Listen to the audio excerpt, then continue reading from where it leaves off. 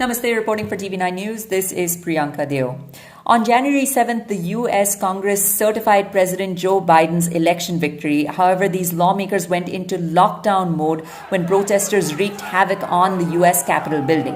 A mob of protesters successfully breached security and entered the Capitol building, and the violence at the Capitol resulted in one death, chaos, over 50 arrests so far, and damage and destruction to private property. How did all of this lead to President Donald Trump's social media accounts being locked or suspended? Here's what you need to know. President Donald Trump continues to dispute the U.S. presidential elections, with many of his supporters still showing up for his rallies. Now, the final moments of the U.S. presidential election that was held in 2020 showed votes for Joe Biden appearing overnight, which raised questions of election fraud.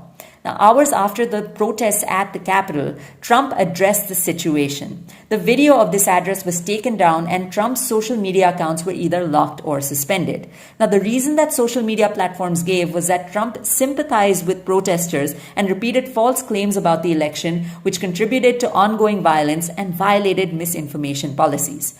But if you hear the words of Trump's speech in that video, this is objectively not true. Here's what you need to know.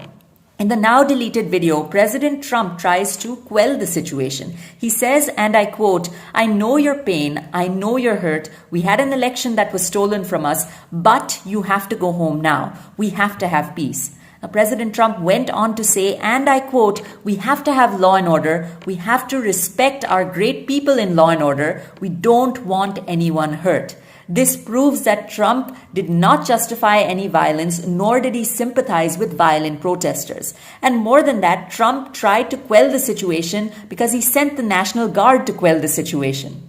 Now, it was certainly a black day for democracy, and questions of safety measures, especially in U.S. official buildings, are correctly being questioned here.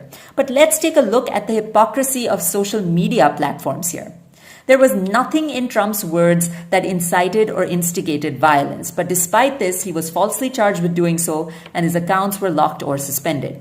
Now, even if you think Donald Trump's words were somewhat inappropriate, then what about the leaders who backed the Black Lives Matter protests? Let's take a look at some of the examples.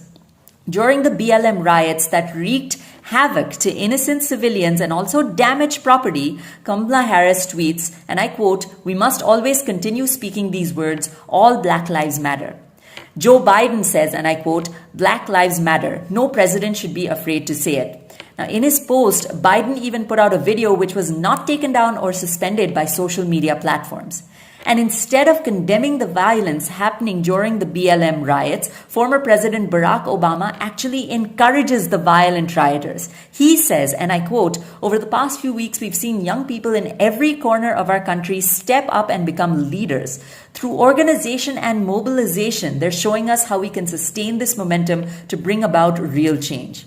Now, during the BLM riots, approximately 15 million to 26 million people in the United States participated, caused millions of dollars of damage, put innocent civilians' lives at risk, damaged private property across the country, and even claimed casualties. Now, why were these leaders' accounts not suspended or locked?